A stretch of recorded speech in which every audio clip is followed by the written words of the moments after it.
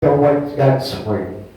Minsan gusto na po tayong iligtas ng Panginoon, pero anong ginagawa po natin? Dinidisregard pa po natin, but knowing na tayo po ay tatanggapin pa rin ng Panginoon kahit na baliwalain natin yung mga sinasabi sa atin ng Lord. Sige po, mag-umpisa po tayo. Proper attitudes are very important when it comes to dealing with God's Word. Napakahalaga po kasi ng salita ng Diyos na kung minsan hindi nakikita ng maraming tao, ano bang halaga nitong books na ito? Ano bang halaga itong salita na ito, itong aklat na ito? Ano ba ang kahalagahan ito? Napakalaki pong kahalagahan po nito. Mahalaga pa po ito doon sa pinagnanasaan natin sa gabi. Mahalaga pa po ito doon sa mga pinagnanasaan nating mga ambisyon sa buhay, na kung saan dinidisregard lamang ng tao dahil hindi tama ang kanilang ugali dealing with the God's Word. Amen. Ano sabi po ng John chapter 8 verse 47? I will for the Lord. Kung tatanungin po tayo po ba ay sa Diyos talaga? Amen. Pero why we disregard the Word of God? Sabi po ng John chapter 8, 47, ang mga sa Diyos ay nakikinig sa mga salita ng Diyos, subalit ayaw ninyong makinig sa akin sapagkat kayo'y hindi mula sa Diyos. At maraming tao nakikinig naman po talaga sa salita ng Diyos. Kaya nga lang po, He is not the best listener. They are not a good listener. Why? Kapag hindi po tayo naging good listener, ibig sabihin no, walang saysay yung ating pakikinig. Amen. Especially with the Word of God. Kaya nga, alam niyo po ba, ang isang tao na sa Diyos talaga, he has an attitude of a good listening. Amen. Maganda po yung kanyang pakikinig at maganda rin yung kanyang pagtanggap pagdating sa salita ng Diyos. Dahil siya'y sa Diyos, agree siya sa mga bagay pagtungkol sa sinasabi ng Diyos. Kaya nga po mayroong amen. Amen? Amen. Pero hindi nyo napapansin, kapag medyo masakit na yung salita ng Diyos, halos hindi na tayo mga amen. Kasi nawawala na yung espiritu ng amen sa puso natin. Kaya nga pag tayo sa Diyos, amen ka lang ng amen.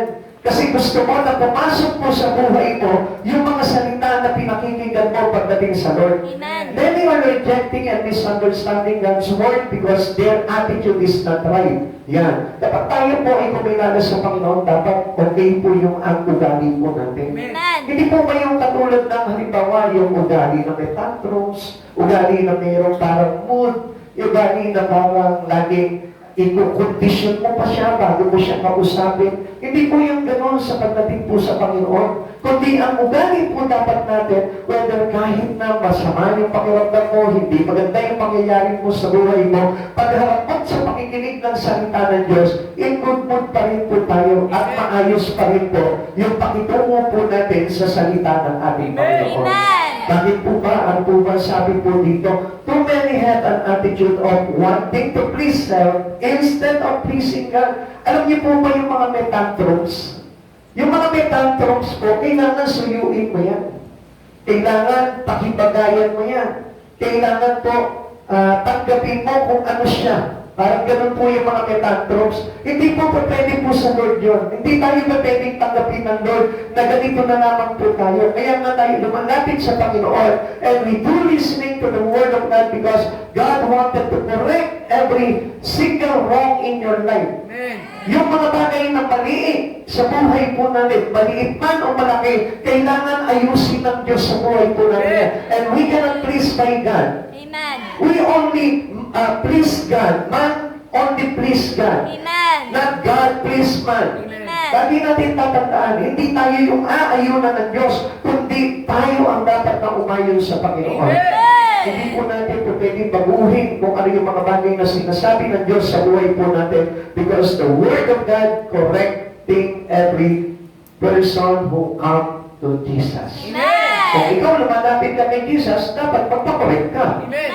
Kasi yun po yung talagang dahilan kung bakit po mayroong words of God eh. Tingnan niyo po, sabi po ng 2 Timothy chapter 3 verse 16, ang lahat ng kasulat ay kinasihan ng Diyos at kapakita-kinabang sa pagtuturo ng katotohanan, sa pagsaway sa kamalian, sa pagtutuwid sa likong gawain, at sa pagsasanay para sa matuwid na pamumuhay. So, ibig sabihin niya, when the words of God coming into you, ang ibig sabihin po niyan, kinokorek ka na ng Panginoon. Kapag ikaw nakakapag nakapakinig ka na ng salita ng Diyos, that was the moment na kailangan magpaturo ka na sa Panginoon.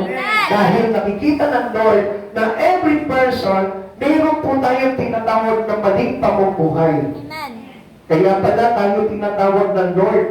Kasi alam niyo po, nandun tayo sa maling pamumuhay. Kaya hindi natin pwedeng i-insist yung gusto natin at yung nalalaman natin sapagkat yung bagay na yun ay inaayos at tinutuwid sa atin ng Panginoon. Kaya hindi natin tatandaan, hindi natin pwedeng paayunin sa atin ng salita, kundi tayo ang dapat na umayon sa salita. Sapagkat muli po, sinasabi ko po sa inyo na ang salita ng Diyos ay Diyos. Kaya lagi po dapat tayo we give or we pay our attentions to Him at lagi po nasundin natin kung ano yung kalooban ng Diyos sa buhay po natin. Now, the account of Naaman, the leper will give us an insight into the importance of a proper attitude. Ngayon po bakit po titignan po natin dito po sa buhay po nito si Naaman, mayroon po tayong mga bagay na makikita natin at maliliwanagan tayo kung bakit para isang bagay na kung saan tuturuan tayo ng kahalagahan para magkaroon tayo ng tinatawag na proper attitude. Pwede mo bang sabihin sa tabi mo ngayon, may attitude ka ba? May attitude ka ba? Every one of us has attitude, amen? Kaya lang, pag sinabing may attitude ka ba, ang ibig sabihin nun, masama ba ugali mo? Amen? Amen. Yun yun eh, kapag tinanong kami, ay, meron kang attitude. Ibig sabihin nun, pangit ang ugali mo. Masama ang ugali mo. Hindi maganda ang ugali mo. Kaya nga kapag tinanong ka ng gano'n, ibig sabihin dapat ayusin mo yung attitude mo. Yung ugali mo. Amen? Pwede mo bang pakitanong ulit yung katabi mo, may attitude ka ba? May attitude ka ba? Yan, okay. Tingnan po natin para magkaroon tayo ng kalbulagan o mga bagay na makita natin yung ating sarili sa katauhan po nitong si Naaman. Yan, okay. Common attitude towards God's Word. Ano po ba ito mga common attitude na yan? Alam niyo na po yan, ano po? Siguro may mga idea na kayo dyan. Marami po dyan, talagang punong-puno talaga ng mga attitude pagdating po sa pakikinig ng salita ng Diyos. Una, meron pong ganitong mga attitude ng mga Kristiyano katulad ng kay Naaman. Sabi niya po dito, the I thought attitude, akala ko naman. Akala ko. Pakisabi mo, akala ko. Akala ko. Yung ugali na lagi na lang meron tayong sinasabing akala ko. Di ba? Naaman expected something different than what the prophet had given him. Akala niya kasi ganito yung gagawin sa kanya, akala niya kasi ganito yung mangyayari, akala niya kasi ganito yung magiging treatment sa kanya, pero akala niya naman po yun. Amen. Marami po nagkakamali sa maling akala. Amen. Kaya nga pag tayo po'y nabuhay sa maling akala, alam niyo po ba maraming namamatay po dyan? Amen? Amen. Akala ko kasi mababaw lang eh, malalim pala. Akala ko kasi hindi ako mapapahamak doon, mapapahamak pala. Amen. Most especially mga kabataan, di ba? Sugod lamang sila ng sugod sa mga bagay sa buhay po nila na pagkaakala po nila na hindi maglalagay sa kanila sa kapahamakan. May akala ko kasi okay lang eh. Yung po pala, mapapahamak po pala ko dito. Pastor, akala mo kasi yung pag-absent ko ng Sunday, ay wala namang impact sa Lord. Yung pala, impyerno po pala yun. Amen. Nakita niyo po, di ba ganun po yung akala? Uy, Sunday, Sunday lang naman eh. Iniisip natin yung bagay na nasa isipan lang natin. Pero hindi natin iniisip kung ano ba yung iniisip ng Lord doon. Amen. Kaya nga mas mabuti na isipin natin agad, hindi yung nandito sa akala natin, kundi doon sa iniisip ng Diyos. Kaya marami po napapahamak dahil po sa mga maling akala. 2 Kings chapter 5 verse 11. Na marinig ito, galit na umalis. Ayan, yun yung common mga nagiging damdamin po natin. Galit na umalis si Naaman, sinabi niya, akala ko pa naman, sasalubungin niya ako, tatayo sa harap ko, tatawagan ang Diyos niya, si Yahweh, at ikukupas ang kanyang mga kamay sa tapat ng aking tiyanong, at ako'y pagagawin. Akala niya, ganito po yung kanyang treatment na mangyayari kay Eliseo. Pero hindi po pala ganito. Kaya ano nangyari po? Dahil mali yung kanyang akala, yung expectation niya failed, kaya ano nangyari sa kanya? Nagalit si Naaman at umalis. Amen. Ganyan po maraming mga Kristiyano po ngayon. Akala ko naman, pagpasok ko sa church na yun, maganda treatment nila sa akin. Akala ko ba naman, pag lumapit ako sa Lord, pagpapalain ang buhay ko. Akala ko ba naman, pag lumapit ako sa Lord, ipiplease niya na yung mga bagay-bagay na nagawa kong kasalanan. Akala mo lamang yun. Pero, nung time na hindi ganun pala yung pagkakakala mo, kaya hindi niyo po ba napapansin, maraming mga church member nawawala, umaalis, iniiwan nila yung kanilang church dahil ayaw nila yung kanilang naririnig, dahil ang gusto lamang po nila yung mga bagay na gusto lamang nilang marinig. Amen? Kaya nga, yun yung mga maling akala, na akala natin tayo po ay talagang gagawa ng mga bagay na gusto natin na mangyari sa buhay po natin, which is wrong. Kaya nga sabi ko nga sa inyo, we cannot please our own life, but we need to please God in us. Kailangan na ang Diyos ang mag-please po sa buhay natin.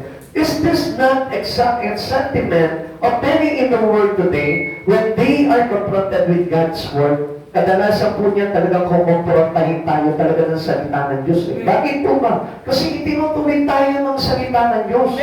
Kaya nga huwag po tayo magagalit. Not the first response of every Christian is to get mad. Kung hindi yan po yung nagiging first response ng mga tao na nakikinig ng salita ng Diyos. At the very first moment na makarinig sila ng salita ng Diyos, at kapag hindi nila nagustuhan yung kanilang napakinggan at tumatama sa kanilang pamumuhay, dabag sa kanilang buhay, anong mangyayari? They are get mad. They are getting angry. Nagagalit sila at ang makikita mo, hindi na po babalik yan. Kaya nga mapalad po yung mga tumatanggap sa Panginoon sapagkat nakakasumpot po sila sa ating Panginoon. Many become angry. The first response of every person who doesn't want to hear the words of God, the words of correction, they have the I think attitude. Yung lagi niyang iniisip, ito yung alam ko, ganito eh. Akala ko kasi ganito yung dapat talaga eh. Alam ko, pagka nandun ka sa church, dapat ipiniplis ka nila, lalo na baguhan ka pa na. Bakit ganun yung pastor doon? Dinintervention niya agad tayo. Amen? Ang sakit, dapat hinay-hinay muna. Alam nyo, marami na pong pagkakataon na ginawa na rin po ni Pablo po yan. Dinaan niya sa mahinahon, dinaan niya sa espiritual, ginamitan niya ng laman, at pinakitunguan niya, pinakibagayan niya sa iba't ibang paraan, pero hindi pa rin po ganun ang nangyari. Amen. Kaya nga po, ang dapat po talaga dito is how we receive or our attitude towards God's Word. Yun po yung dapat na ayusin po natin. Always keep remember na sa puso mo, pagpapasok ka at nalapit ka sa Panginoon, ihanda mo na yung pagtutuwid sa buhay mo. Sapagkat wala pong lumapit sa Panginoon na hindi itinuwid ang buhay. Siguro marami po, no, lumalapit sa Panginoon, pero ang feeling nila, yun nga, yung akala nila, mabait na sila. Akala nila mabuting tao na sila. Akala nila perfect na sila. Akala nila righteous na sila. Akala nila banal na sila dahil nagbabasa na sila ng Bible. Pero yun po yung malaking pagkakamali po sa buhay po natin, yung akala natin na meron tayong ugali na gano'n pero hindi po pala yun ang dapat. Ang paglapit natin sa Diyos ay hindi para tayong purihin, kundi para tayo ay subihin. Ulitin ko po sa inyo, ang paglapit ng tao sa Diyos ay hindi para purihin, kundi para supirin. Hindi mo ba pakiulit po yun? Ang paglapit ng tao sa Diyos ay hindi para supilin. Yan, tatandaan po natin yan. Hindi tayo lumalapit sa Panginoon para tayo purihin, kundi para supirin po tayo.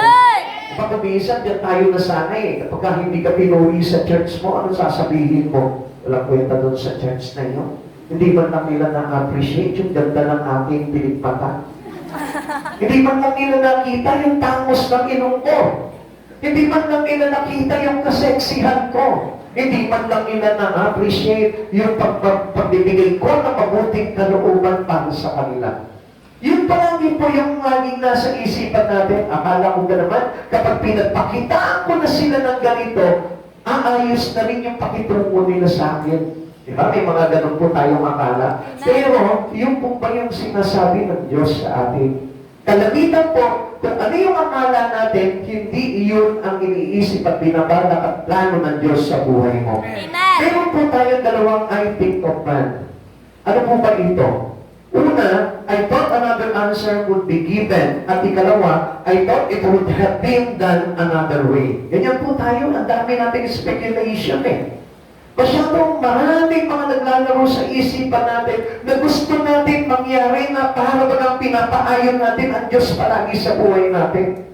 Akala natin mayroong ibang sagot na sasabihin sa katanungan mo ang Diyos. O kaya naman mayroong ibang gagawin na ibang paraan ang Diyos para sa buhay mo. Pero ang akala po natin, yun ang gagawin sa atin ng Lord. Pero doon tayo nagpe-fail at nag-frustrate kapag hindi ganun ang nangyari po sa atin. Amen. Kaya nga, we better wait for the instructions of God into you. Amen. Wait for the correctness of God into your life. Amen. Kung paano ka i-correct ng Lord, hintayin mo yung kapatid sa Panginoon. At huwag ka halimbawa magagalit sa Panginoon kapag itinutuwid ka niya sa bagay na iyon. Huwag kang kukontra doon sa bagay na iyon sapagkat iyon ang nakita ng Panginoon na unang-unang dapat iayos sa buhay mo. Yung part na yun, para lang sa ganun, mag-break sa iyo yung tinatawag na akala ko na pag-uugali. Amen. The I think attitude, that the I thought attitude, na kailangan i-break talaga sa buhay natin yun. We need to be more concerned with what God thinks than what we think. Kailangan lagi tayo nakabase po sa iniisip ng Diyos at hindi sa iniisip mo. Amen.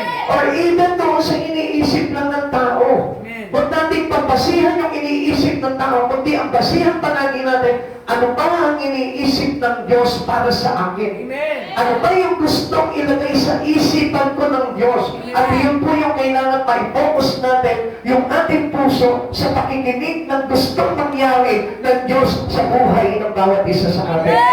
Minsan naman ang pinagpapasihan natin, akala ko kasi yung pagtutuwid kay sister ay pagtutuwid din sa akin. Akala ko kasi yung pagtawag kay sister ay pagtawag din sa akin. Akala ko kasi yung ginagawa kay sister ay ginagawa din sa akin. Meron po tayong iba-ibang pamamaraanan ng Diyos na nasa isipan ng Diyos at hindi sa isipan ng tao. Kaya nga huwag ka rin makikinig sa tao. Ang pakinggan mo kung ano yung bagay na ikinokorek at inaayos at sinasabi sa iyo ng Panginoon para hindi ka magkamali sa mga bagay na ginagawa mo pagdating sa harapan ng Diyos.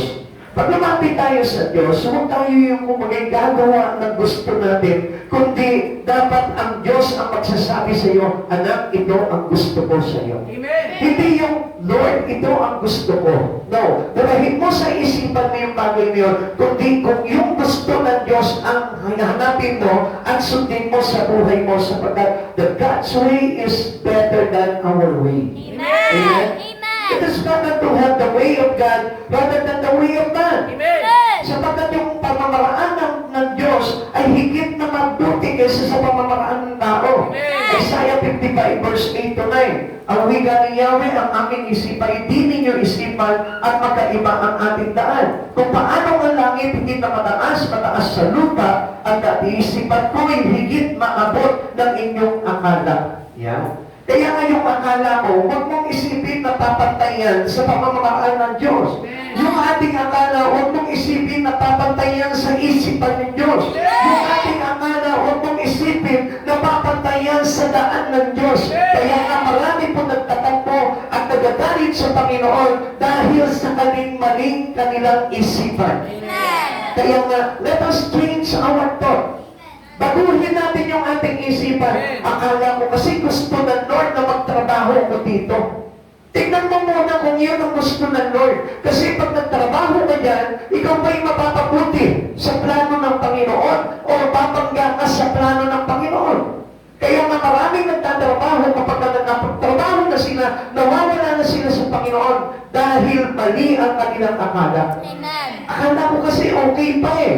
Akala ko kasi magkakaroon pa ako ng time sa Lord. Akala ko kasi may isisingit ko pa rin ang Diyos sa buhay ko. Mali po yan eh. Amen. Tanungin natin ang Lord, Lord, ano ba yung plano mo sa buhay ko? Ano ba yung gusto mo sa buhay ko? Ano ba yung pamamaraan mo? Ano ba yung daan mo? Ano ba yung kaisipan mo para sa buhay ko? Para na sa gano'n, hindi ako mawala sa iyo. Basta hindi lamang po yung parang sugod na lang tayo ng sugod. Pagka gusto natin gawin yung isang bagay, hindi na natin nire-respond, natin ina-acknowledge o sinasagbuni sa Panginoon yung bagay niyon dahil mayroon nga tayong tinatawag na item attitude. Akala mo kasi pag inuna mo itong bagay nito, hindi magagalit ang Panginoon. Akala ko kasi pag inuna mo itong bagay nito, although kahit naman na nasabihin niyang wala ako sa Kanya, yung puso ko nasa Kanya pa rin, akala natin kung pwede pa rin po yun. Naintindihan po natin mga kapatid. Amen. At ang ikalawang ugali ng mga tao po ay mayroon po tinatawag na expecting more than was given. Yan. Yung akala ko mayroong mas higit pa na gagawin ang Diyos sa buhay ko. Amen. Amen. We're expecting for things that is coming only on us. Yung ang iniisip natin, yung galing lang sa sarili po natin.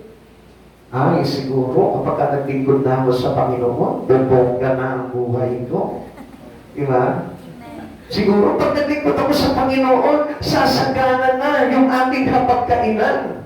May mga lechon na dyan, meron na mga takya na perito, may mga pinaputok ng uso, ay na tilapia. Bakit ba pinaputok ng uso?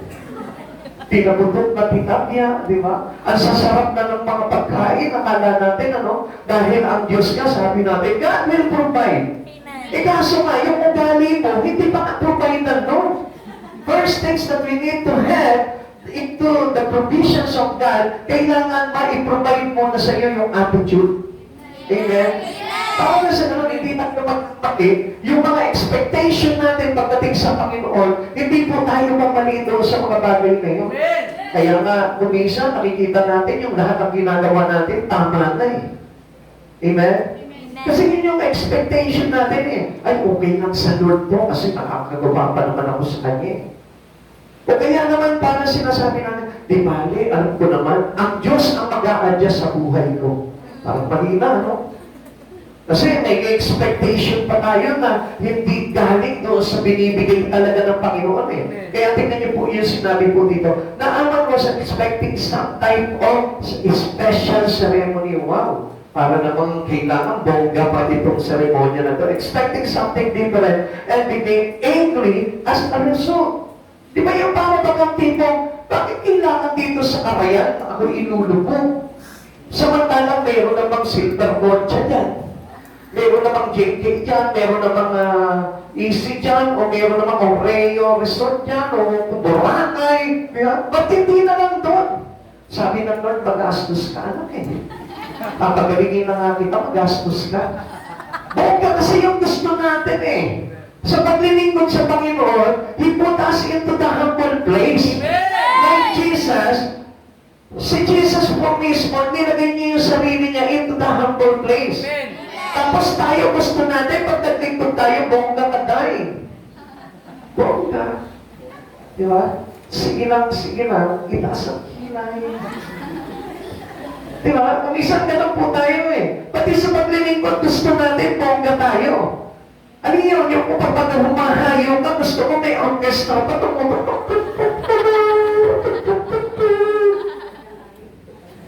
di ba?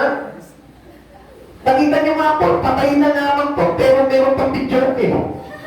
Patay na lang, meron pang mga kalesa, meron pang mga, di ba? Patay na nga eh. Siyempre, Pastor, kailangan gawin natin bongga yan. Mahilig po kasi ang tao sa ganun eh. Yung parang nag-expect po sila more than was given to them by God. Yun yung attitude ng tao.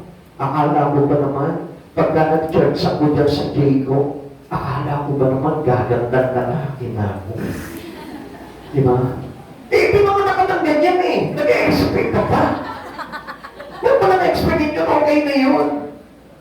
Basta tingnan mo na lang yung ganda ng kalooban ng Diyos sa buhay mo, na kahit ganyan ang itsura mo, tinanggap ka ng Diyos. Amen. Amen. Kaya do not expect something which is great for your own life. Huwag yan lang yung na-expect natin. Kaya nga marami pong tao nagkakamali eh. Ang sarap ng pasok nila eh. Pero pagdating ng huli, ganito lang pala gagawin nila sa akin. Akala ko ba naman ako yung bida? Lumabas tuloy ko para bida. Madalas ganun eh. Ang dating mo sa church ay Bernardo Jr. eh. Yung pala, ang dating mo doon, pagdating doon, ang turing na pala sa ni Jesus, ni God doon sa church na yun, Max Alvarado. Di ba? Ang dating naman, bumabalik ka dyan sa church. Ikaw ang sisikahan ng araw. Pero yung pala, pagdating doon ka sa Panginoon, Max Alvarado lang ang dating mo. Amen? Amen. Akala mo, Dolby, yung pala Pachito lang. Akala mo, Robin Padilla, yung pala Dennis Padilla lang. Amen? Kasi nga, ang laki ng mga expectation natin. But God has already given things that we need to do in our life. Amen. Mayroon na eh. Amen. Hindi ka pa tinatawag ng Diyos. Alam na ng Diyos kung ano yung bagay na ipagagawa niya sa'yo. Amen. God cannot caught up by surprise. Whatever happens to us, alam na ng Diyos yun. Amen. Alam ng Diyos na mag-expect ka ng ganito. Alam ng Diyos na ito yung gusto mo. Alam ng Diyos na ganito mo ang gagawin mo. Kaya nga hindi mo nakikita. God shall give you a favor. Amen. Hindi magbibigay ng pabor ang Diyos sa iyo. Kaya nga pagpasok mo sa church, expectation mo or favor is given to you by God. Amen? Amen. Pero hindi pala, ang dami pala, bakit ganito? Akala ko ba naman? Pag nag-church na ako, akala ko ba naman okay na lahat? Nagkakamali po kasi tayo ng akala. Amen. At mayroon po tayong expectation na higit pa sa bagay na binibigay sa atin ng Lord. Kaya nga sabi ng verse 11, na marinig ito, galit na umalis si Naaman. Sinabi niya, akala ko pa naman, sasalubungin niya ako, tatayo sa harap ko, tatawanan ng Diyos niyang sinyawi at ikukumpa sa kanyang mga kamay sa tapat ng aking keto at ako'y pagagalingin. Isa mga kapatid sa Panginoon, this is a foolish thought of Naaman. Amen. Bakit po ba?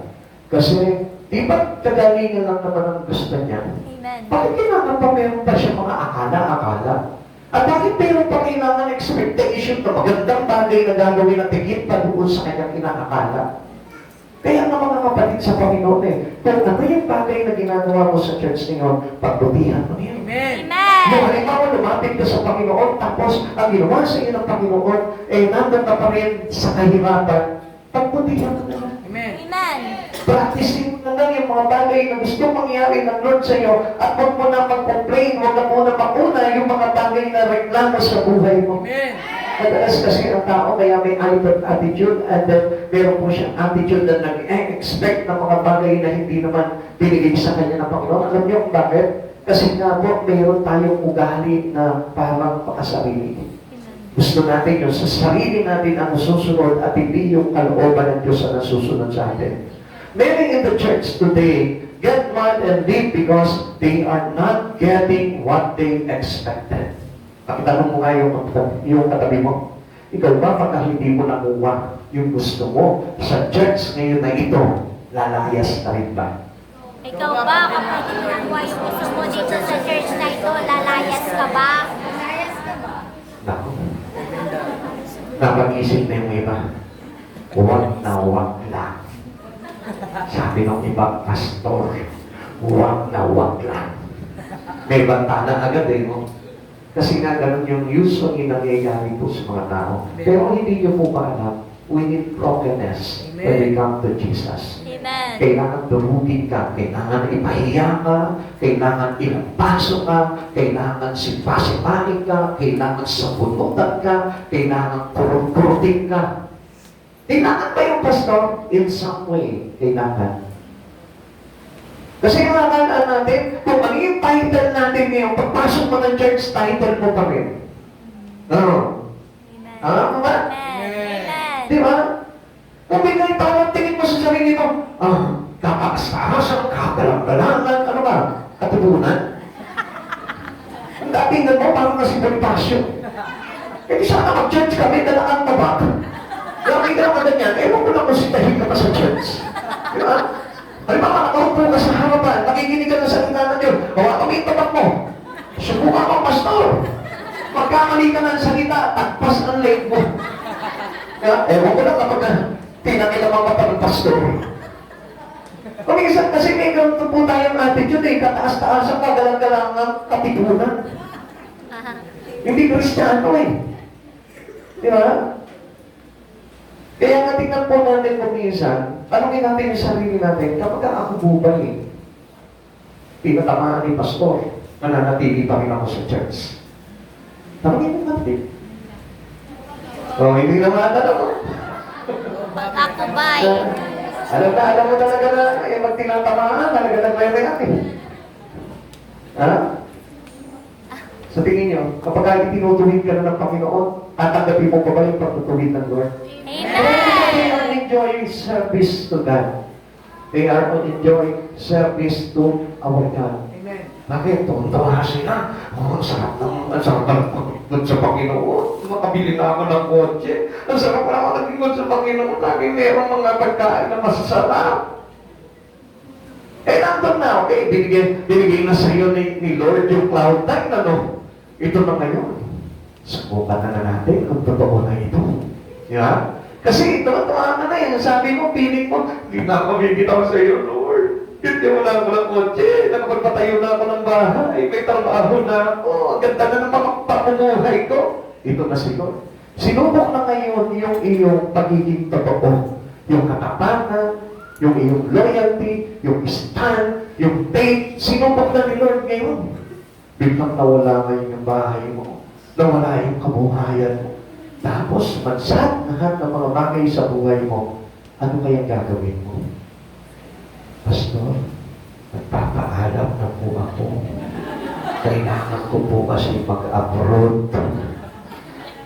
Kasi walang-wala na kami. Wala na kami pakain. Kapatid sa Panginoon, this is how God treating our spirit. Akala natin lahat ang todo pasa sa atin. Pero ang hindi niya alam, tingnan niyo po ito. Ang mga alagad, pinaranas niya ng miracle. What a great miracle! Nakita nila yung mga napakagandang miracle ng Lord. Pero, anong nangyari sa kanila? Papupugutan lang pala ng ulo. Papakuluan lang pala sa kumukulong na mantika. Ipapako lang pala nakabaligtad. Ipapakain sa mga leyon. Ihuhulog sa mga sa balon na malangit para pagulukan na lang doon. Hindi po ba natin makita yung bagay niyo? Bakit meron mga galon? Kasi pag pumasa ka na doon sa bagay na kung saan basic, doon sa mga initial training ng Lord sa buhay mo, eh syempre po, detest niya na yung genuinity ng paglilingkod mo. Amen. Para malaman niya kapag yung mga expectation mo sa Lord ay hindi na nagaganap sa buhay mo, magpapatuloy ka pa rin ba sa paglilingkod sa Kanya? Hello? Amen. Amen? Amen. Kaya nga marami po yung iniiwanan nila, yung panawagan nila sa Panginoon. It is because of this kind of test by God to them. Naaman thought that something greater would happen. Akala niya, ang ganda siguro ng gagawin ng Lord dito. Siguro may mga lighting system pa yan, no? Na pagka tumayo na ako, nadating na siya. Yeah? Tapos sabay, ito na, may lighting na dito na parang rainbow light. Tapos dito naman, mayroon naman mga pasabog na gagaling ka na. Iihip yung ipo-ipo, tataang maaman. Parang gumagawa ng istorya. Ganon ang isipan ng maraming Kristiyano ngayon. Kung baga sila ngayon nagkakanda ng mangyayari sa kanilang paglilingkod sa buhay, which is wrong. You just wait what's the way of God into your life in service. Kung ano yung bagay na paglilingkod na nakalaan sa iyo ng Panginoon, hintayin mo yun. Amen. Kaya yun nga po yung pinaka-best exciting moment, yung sasabihin na sa iyo ng Lord, alam, ito yung gagawin mo. This is the task that I've given you. Nandun na not expect for what you wanted to be. Hindi yung gusto mo, kundi kung ano yung nakalaan sa'yo. Di ba expectation mo? Hawak ko ng daan-daan. Libo-libo. Di ba? Parang gano'n expectation natin. Yung pala, ilalagay ka lang ni Lord sa children's ministry. Di ba? Parang expectation ko, hahawak ko ng mga CCF. Mga victory, mga new life. Ganun yung parang expectation natin. Tapos yung pala, pagtatayo pa lang pala ng gawain ng Lord o sa isang maliit na ito. Nag-aaral ko ngayon. Ano yan? Akala ko ba naman? Makakapagsuot ako ng coat and tie habang nag-preach. Yung pala sa bukid mo lang ako pag-preach. Hindi kami po pa rin nyo. Basta sundin mo lang kung ano yung talagang task na binigay sa inyo, Lord. Kahit na patuong ka sa baha, kahit na sa bukid ka, di mag-coat and tie ka. At least nasunod mo kung ano yung kalooban ng Panginoon. Amen? At least yung expectation mo na meet yung bagay na given expectation na ng Lord sa gawain na gagawin mo.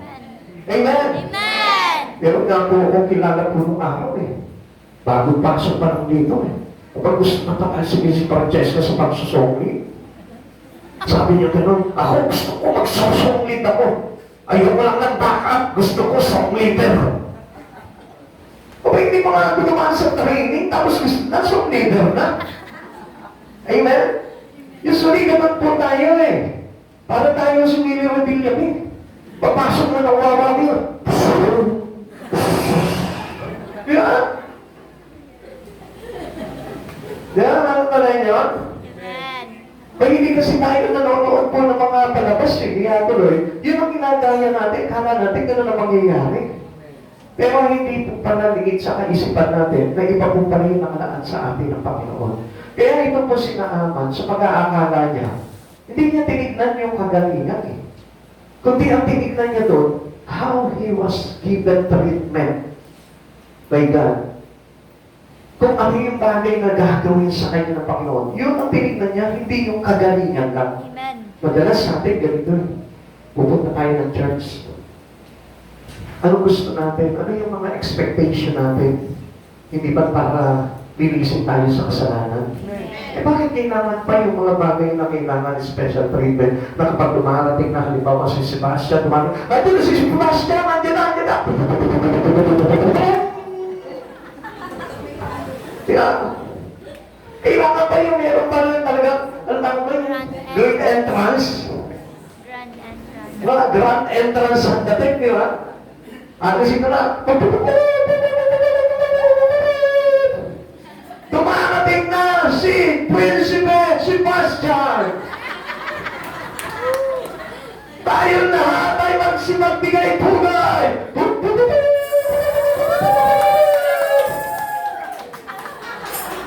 Kaya nang hindi na ganing ganon, yung grand entrance niya, hindi na ako magja-judge dito. Nakakapalit sa Panginoon, ganon po si Naaman eh. Pero isa naman po yung bagay na dapat tingnan natin. Sa paglapit natin sa Panginoon, yung hugasan ng Lord yung ating kasalanan. Okay na yan.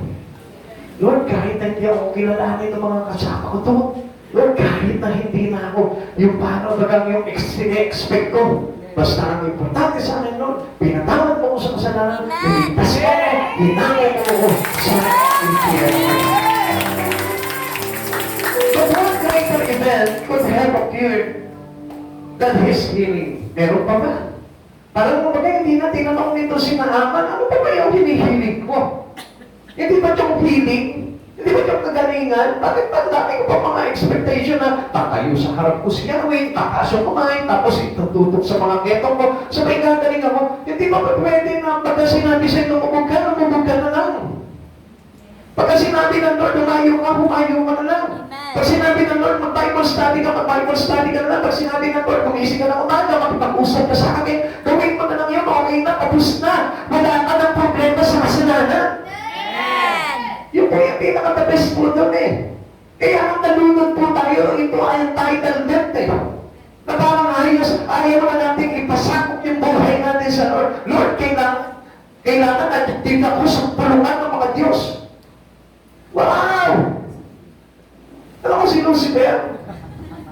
Kaya nga naging ganun po si Lucifer at naging satanas po siya eh. He is a worship of angel. Hindi pa siya nasiyahan sa pagiging worshiper. Anong ginawa po nito si Lucifer? Gusto niyang pantayan po si Yahweh. Nakataas-taasan na ninyo. Kaya ano nangyari po sa kanya? Nagalit sa kanya si Yahweh at ipinta po siya, pinahulog siya sa kaliliman kasama ang one-third of angel. Kaya nga mga kapatid sa Panginoon, hindi pa ba sapat na patawarin tayo linisin sa kasalanan? Hindi na natin kailangan yung title eh. Amen. Kahit na wala na yung pastor natin, kahit na wala na yung bishop ganito, kahit wala na yung reverend ganito, kahit wala na yung doktor ganito, kahit wala na po yung mga nakakabit na yun eh. Amen. Mas maganda nga yung wala na yun para makita talaga kung you are a humble servant to Jesus. Amen. Mas masarap ka, yung tawagin kang brother, sister. Ang ibig sabihin po nun, kapatid na kapatid ka talaga. Kasi kapag ka pastor pa ang tawag sa'yo, nakakailang pa eh. Bakit? Kasi parang separated ka sa kanila. Amen? Hindi po malabasin yun? Amen. Hindi po masarap pakinggan po yung bagay niyo. Kasi parang ang feeling mo, kaya lang naman ako sumusunod sa'yo kasi pastor ka eh. Di ba parang gano'n? Kaya lang naman ako nakikisama sa iyo kasi pastor ka eh. Pero kung brother and sister lang, halos patay-patay lang yan. Kaya yung totoo pakikisama, yung totoo talagang trato, yung totoo talagang nakahulugan ng pagiging isa, nandun mararamdaman mo eh. Amen. Kaya lang naman ako sumusunod sa iyo kasi pastor ka. Subukan mong brother ka na. Kailan ako sumunod sa iyo? Di ba ganyan po yung mga attitude natin? Because we expect something on us. Amen. Yung sa atin lang po. Ang sabi mo dito, that which was great was always there, but he overlooked it. Yun yung hindi makita eh. Yun yung nalalampasan ng kanilang paningin. Alin po yun? Yung kagalingan o yung salvation. Amen. Yun lamang po yun eh. Kaya ka nag-church, hindi naman para mayroon kang magandang kalagayan doon sa church na yun eh. Kundi kaya ka nag-church, kaya ka lumapit sa Panginoon dahil gusto mo ma-heal yung ketong mo. Amen. At yung ketong na yun, yung ating kasalanan. Amen. At yun yung tinutukoy po na Yahweh, dito po kayo ng Ama. Ano ba't nahalaga? Yung gumaling ka sa ketong? O yung ipagdiwang, ipagbunyi ka na maraming tao? Okay, binigyan ka nga ng pagpupuni, binigyan ka ng pagpupuri, pero hindi ka naman nalinis doon sa ketong mo. Mas okay pa ba yun? Many today are expecting something greater out of religion, yet all the while failing to see the greatness ever present. Kaya hindi po natin napapansin, ang dami natin mga religion na hinahanap eh, but they fail. Kasi religion yung hinahanap natin sa pag-aakala, ay dito maganda to. Kasi ito mayaman tong church na ito, maganda tong religion na ito. Iba sila ang datingan nila dito, sosi ang dating nila dito, para sila mga mayayaman dito. No, hindi tayo ito tumitingin eh. Kaya nga, ang dami mga Kristiyano nagpe-fail, ang dami mga tao nagpe-fail. Why? Because of their great out of yung great expectation nila pagdating sa religion na kanilang pinapasukan. Amen. Pero ano po ba yung dapat po dito? Minsan nakala po natin may mapapagat po tayo doon sa religion na yun. Because we expect something in our mind. Dito siguro yayaman ako dito sa religion na ito. Bagay mo, hindi yun yung expectation natin. Kaya tayo nagkakaroon ng kaisipang mali. Kaya po tayo nagkakaroon ng malicious mind. Pagdating po sa ating Panginoon. Kaya nga paglapit natin sa Panginoon, ano lang dapat ang expectation natin? Yung linisin tayo ng Diyos sa ating pagkakasala. Greatest things we fail to see. Ano ba yung bagay na hindi natin nakikita? Una, the greatest of the forgiveness of sin. Yung pagpapatawad sa kasalanan. Ano ba yung hindi natin nakikita? The greatest of a home in heaven. Yung mayroong ka ng nakalaan, matirahan sa langit. And the greatest of Christian fellowship. Yung nandito ka, tinitipon ka ng Lord, na ang ibig sabihin, you are now part of His family. Yung kasama ka na kung bakit ka nag-judge dahil ibinilang ka na ng Diyos doon sa kanyang pamilya, doon sa kanyang mga anak, na pagdating ng araw ay ipapalit ka doon sa kanyang kaharian. God is giving us things that might never seen. Yun ang unang-unang dapat na makita natin, yung bagay na hindi nakikita. Kung minsan kasi nalapit tayo sa Lord, pupunta tayo sa church, mag-church tayo, maglilingkod tayo sa Panginoon, yung ano po ba yung ina-expect natin? Yung meron po tayong pagyaman, merong pagkasagana, merong pagpapala, merong mga ganitong bagay. Hindi po yun ang kailangan po natin. Ang kailangan po natin ngayon, yung po tayo po ay mahugasan sa pagkakasala, na pagdating ng araw, we have a home in heaven, and there is a fellowship with the saint, kung saan kasama natin yung mga tao na sineterate ng Lord para sa Kanya. Yun po yung pinakamahalaga doon. Blind is a person who look for his own favor. Yung papasok ka sa church, pero ano lang ang iniisip mo? Yung favor lamang po sa'yo. Huwag isipin yung mga bagay na yun. Ay, ako, dahil marami ang problema ngayon, mag-church ako. Mali, wrong po yun. Amen. Yung nasa kaguluhan ka, nasa malaking problema ka, mag-church ako ngayon kasi marami ang problema. Mali. That is your own favor. Yun ang parang gusto po natin. Because many people today love to hear words that pleases them. Kaya ngayon, ang nangyayari ngayon, puno-puno ka ng problema, tapos yung mag-emit pa na words sa'yo, babangga pa sa katauhan mo, sa pangyayari sa buhay mo. Kaya ano mangyayari? Nagkakaroon tayo ng, anong tawag po dito, pagkagalit sa salita ng Diyos. Kasi hindi natin maintindihan eh. Naakala natin dahil sa kawalan ng pera, kaya tayo nag-church. Pero ang hindi po natin alam doon, pagdating ng salita ng Diyos po sa atin, mas lalo pa tayong i-correct ng Diyos dahil ang pera yung naging focus natin. Amen. Amen? Amen. Naintindihan po natin? Amen. Kaya nga, hindi yung paper ball sa atin, yung dapat na-expectin natin when we go into church. Amen. Pag nagpunta ka dito, dapat expectin mo, nililinis na ako ng Lord. Kaya pala masakit yung, masakit pakinggan, masakit sa puso yung salita ng Diyos. Kasi pala pinapaklas niya na, hindi tinutulog niya na yung mga laman ng puso ko na hindi kalubod-lubod sa Panginoon. Kaya pala parang masakit isipin dahil tinatanggal niya lahat ng mga unwanted thoughts na nandito sa aking isipan. Amen. Kapatid sa Panginoon, kaya nga hindi niyo napapansin, kung minsan anong ginagawa po sa atin ng kaaway, nililipang tayo sa ibang bagay, kino-comfort tayo ng kaaway, para na sa ganun, tingnan mo nga, nasasaktan ka, para yung mga lang yung tenga mo, huwag ka na makinig. Ganun ang ginagawa ng kaaway. We are comfort with the lies of Satan. Amen. Jesus rebuked us by the truth. Amen. Pero ang kaaway, nakita niyo, kino-comfort ka naman ng kasinungalingan. Kaya nga, every moment that we are churching, dapat nang pag tayo po'y sumasamba po sa Panginoon, expect po natin na re-rebukin tayo ng Lord.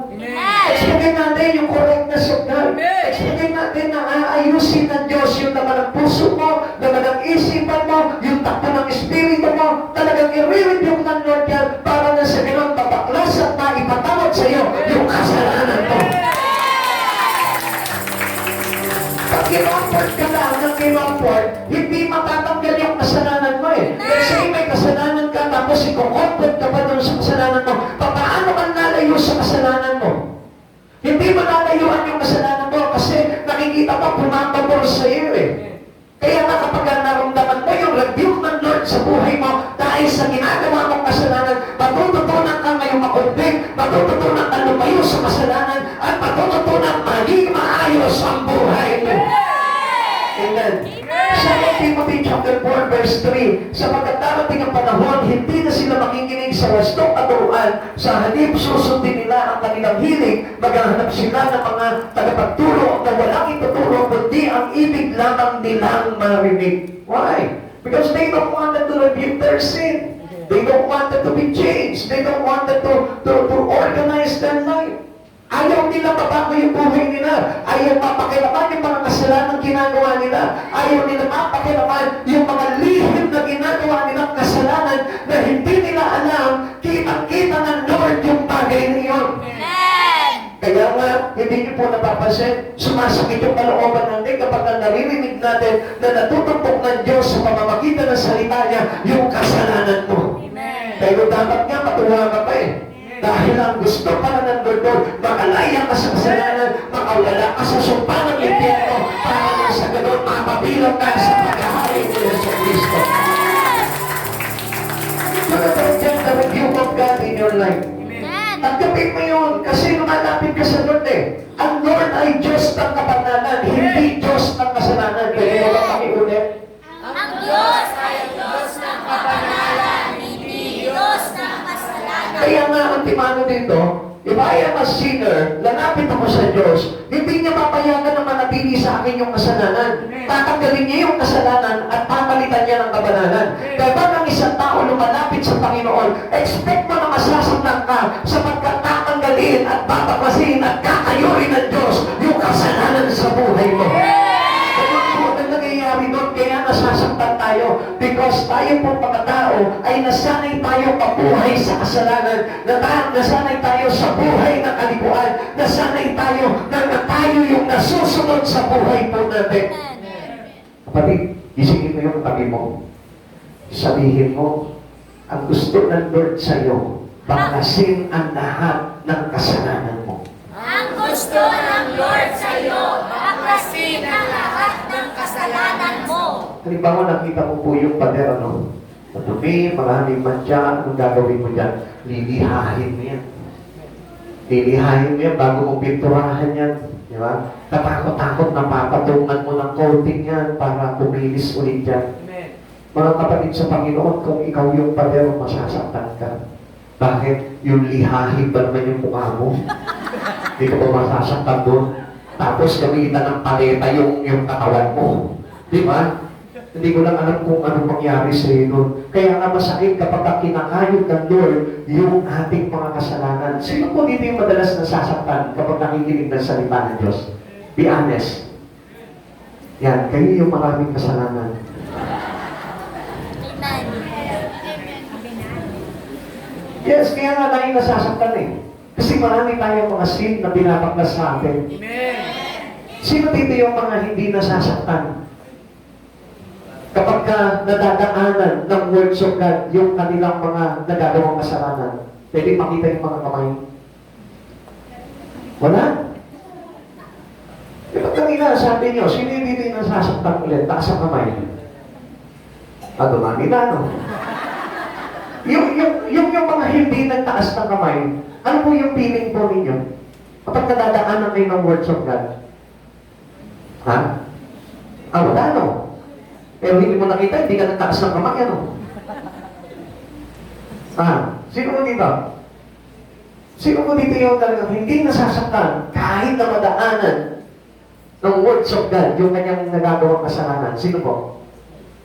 Pwede mo makita, honest mo, please. Wala, hindi magiging masarap yung usapan natin yan. Sige, kung na lang magtaas.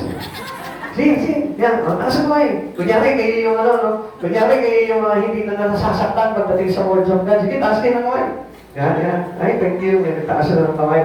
Alam niyo kung bakit hindi kayo nasasaktan? Manhid na kasi kayo.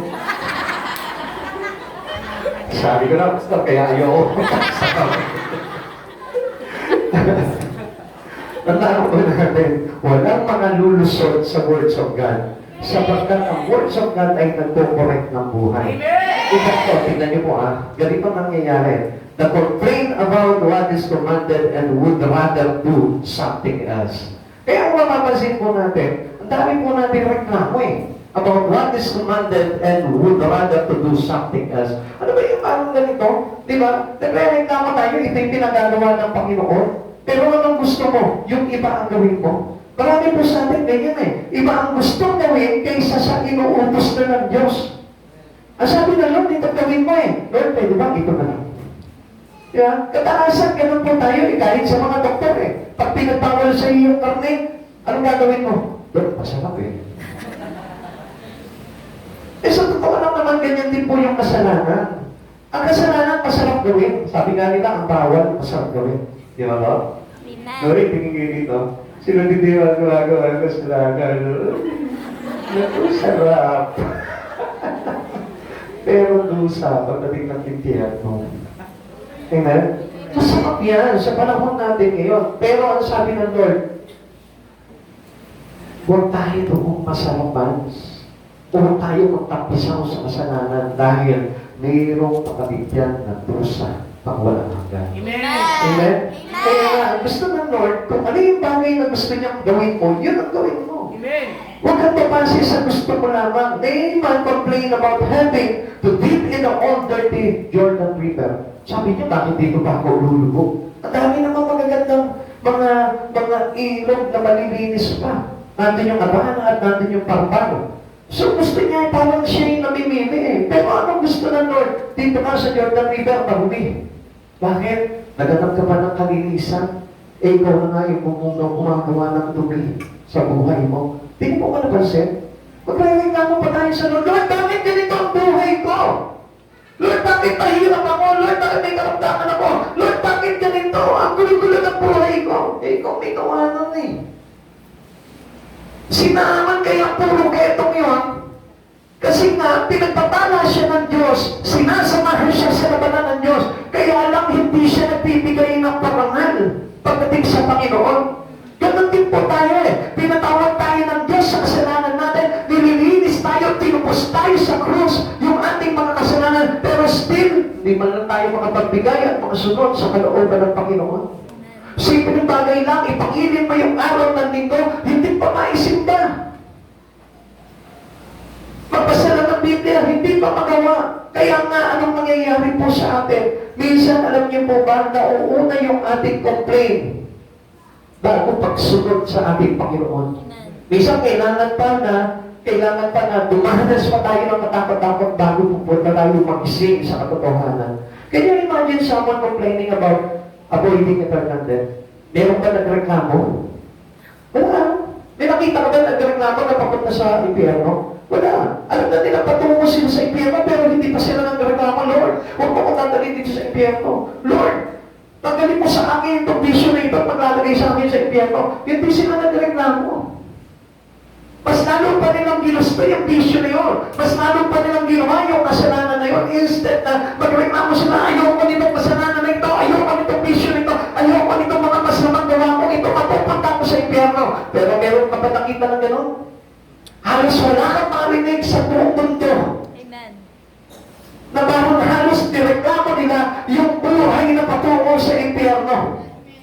Yan, hindi nyo napapansin. Masama na sa kalusugan yung mga bisyo, binibili pa nila. Amen. Alam na nilang kasalanan, ginagawa pa nila.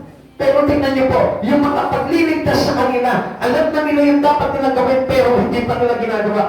Alam nila na kapag nag-church sila, mapapabuti ang buhay nila. Kapag nag-pray sila, mapapabuti ang buhay nila. Kapag nagpapasa sila, nag-aaral ng Biblia, mapapabuti ang buhay nila. Kapag naglingkod sila sa Panginoon, mapapabuti ang buhay nila. Pero anong ginagawa nila? They avoid Him. And then later on, ang sasabihin nila sa Lord, Lord, ligtas mo ako. Iniligtas ka na nga ng Lord, ikaw lang tumatanggi. Sabi sa iyo ng Diyos, mag-church ka palagi. Wednesday, Sunday, mag-church ka. Salvation mo na yun, tinatanggihan mo. And then later on, haharap ka sa Panginoon. Sasabihin mo, Lord, bakit hindi ako naligtas?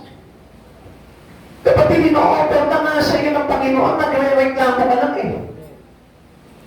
Lord, marami kasi akong ginagawa eh. Then, kaya ka nga napahamak dahil ang ginagawa mo, yung makapaglalagay sa iyo sa impyerno. Amen. Can you imagine someone complaining about avoiding eternal death? Wala eh, di ba? Pero nagre-reklamo sila pagka nandun na sila. Pag nandun na sila sa impyerno, tsaka sila magre-reklamo. Bakit ganito? Bakit hindi nyo pinigilan? Bakit hindi nyo inawan sa paggawa ng ganito? Ang sabi ng Pilipos chapter 2 verse 40, gawin ninyo ang lahat ng bagay ng walang tupon at pagtatalo. Pag sinabi sa inyo, Lord, kinuman ka na ganito, gawin mo yun. Pag sinabi ng Lord, magsimpa ka ng Wednesday, magsimpa ka ng Wednesday. Amen. It is about their salvation. Wala na magaling lang ito, wala na mag-complain. Eh, paano naman ako magsisimba, Pastor? Pagdating ng gabi, wala nang masakyan, maglakad ka. Yun ang gusto ng Lord eh, para kaligtas ka eh. Amen. Eh, Pastor, meron kaming pasok, ano magagawa mo? Huwag ka pumasok, magsimba ka. Gusto mo na kaligtasan, unahin mo ang Diyos sa buhay. Marami kasi tayo, maraming dahilan. Eh, I thought that pwede itong bagay nito eh. Akala ko kasi na pwede na unahin ko itong bagay nito. Sabi ba ng Biblia? Sige, first, the kingdom of God. Put God first in your life. Put God first in everything. Unahin mo ang Diyos, love God above all. So, ang sabi po ng Diyos sa atin yan, para maligtas tayo. Pero still, anong ginagawa natin? We do nothing. We contradict the words of God. Yung attitude natin ang lumalabas. Yung attitude na gusto lang natin, kundi hindi yung gusto ng Diyos. Basta baka naman iniligtas na ako ng Lord sa ganitong pangyayari ng buhay ko. Isa yun lang yan eh. Hindi yan yung plans of God eh. Amen. Plano mo lang yan eh. Pag sinabi mo, maliligtas naman ako, makikipindihan naman ng Lord. Plano mo lang yan eh. Hindi yan yung plano ng Lord. Kasi ang plano ng Lord, ang dami niyang ino-order sa'yo. Pag inopera ka ng paghayo, humayo ka. Pag inopera ka ng pag-akay ng kaluluwa, pag-akay ka ng kaluluwa, na itinalaman niyo sa pagliligtas ng Diyos sa'yo. Amen. Pagka inopera ka ng Lord, mag-church ka. Kahit Wednesday, kahit Sunday, kahit walang church day, mag-church ka pa rin. Para sa iyo. Para sa kaligtasan niyo. Amen. Hindi ba yung, Pastor, gusto ko lang kasi talaga, ganito lang eh. And then, is it God's plan of salvation? No, no, no, no. Hindi, hindi. Amen. Sapagkat meron na po tayong God's plans of salvation. Amen. And it is been already established. Amen. And it is already written in here. Amen. Huwag mo nang baguhin yun. Amen. Akala ko kasi, Pastor, kapag ako ay talagang nasa puso ko na lang ang Lord, kahit saan lugar ako nandun, akala ko maliligtas na ako. Wala sinabi ang Lord doon. May sinabi ang Lord, mag-church ka, magbabasa ka ng Biblia, mag-aaral ka ng salita ng Diyos, ipabubuhay mo yung salita ng Diyos, pero ka dapat pananampalataya sa puso na may nalakip na gawa, hindi pananampalatayang patay. Amen.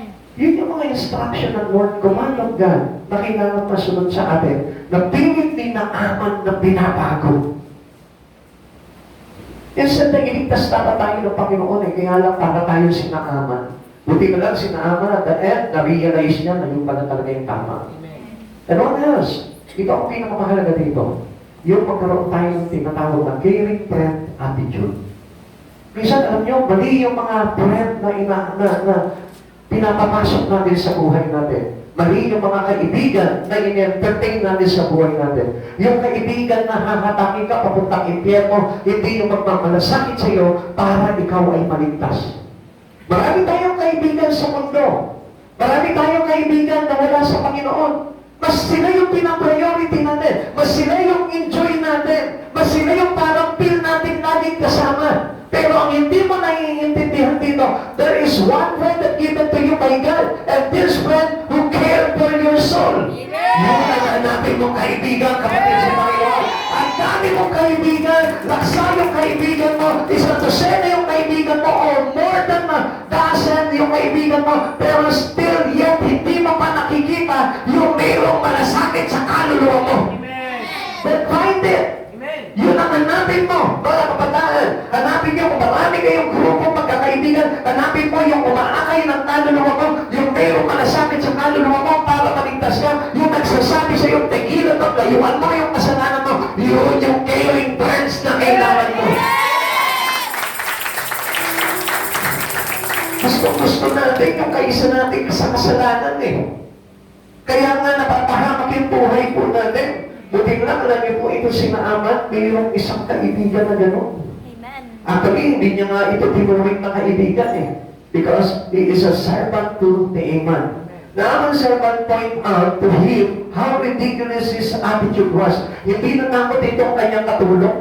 Nasabihin sa kanya, ano ba naman Naaman? Di ba kapag may pinagawa sa iyo, ang propeta, nang higit pa dyan gagawin mo? Di ba? Amen. Kung minsan sa atin, sinasabi na po sa atin yun eh. Ng mga servant. Pero ang ginagawa natin, hindi yan gagawin ko. Ito pa rin ang gagawin ko. Pinipilit natin natin yung gusto natin gawin because of pride. Kaya nga yung pride na yun yung naglalaglag sa atin papunta sa impyerno. Amen. Kaya nga kapag meron tayong kaibigan na ganito, na hinahatak na tayo at nire-review na tayo sa kasalanan natin, paramalan mo sa buhay mo at pag malasakitan mo ng todo, mahalin yung kaibigan na yun, sapagkat yun yung totoong kaibigan na dapat meron ka. Amen. Amen. Amen. Hindi mo ba yung kaibigan na sa ibang bagay ka dadalhin? Yung sa kasalanan ka dadalhin, yung sa bisyo ka dadalhin, yung sa kalayawan ng mundo ka dadalhin, yung sa mga trend ng mundo ka dadalhin, kundi dapat yung kaibigan na kay Kristo ka dadalhin na magsasabi sa iyo, mali ang kasalanan mo, lumayo ka sa kasalanan, lumayo ka sa masama, lumayo ka sa mga bagay na maglalagay sa impyerno. Yun yung totoong kaibigan. Sabi ng 2 Kings chapter 5 verse 13, ngunit lumapit sa kanya ang kanyang mga lingkod at sinabi, Ginoo, kung mas mahirap pa riyan ang ipinapagawa sa iyo ng mga ng propeta, di ba gagawin mo ninyo iyon? Gaano pa iyong pagpinaguhugas lamang kayo ng para luminis? Kapatid sa Panginoon, di ba meron kang kaibigan? Yung kaibigan mo, anong ginagawa sa iyo, tinotolerate ka sa lahat ng bagay. Kahit na alam na masama yung ginagawa mo, tinotolerate ka pa rin. Para sa iyo, walang masama, walang hindi mabuti. Para sa inyo, mabuti ang lahat ng bagay. Pero, hindi ka ba nagkaroon ng isang pagkakataon sa buhay mo na mayroong dumating na tao sa iyo, na kasama mo at sinabi sa iyo, sige, magsimpa tayo pag-Sunday.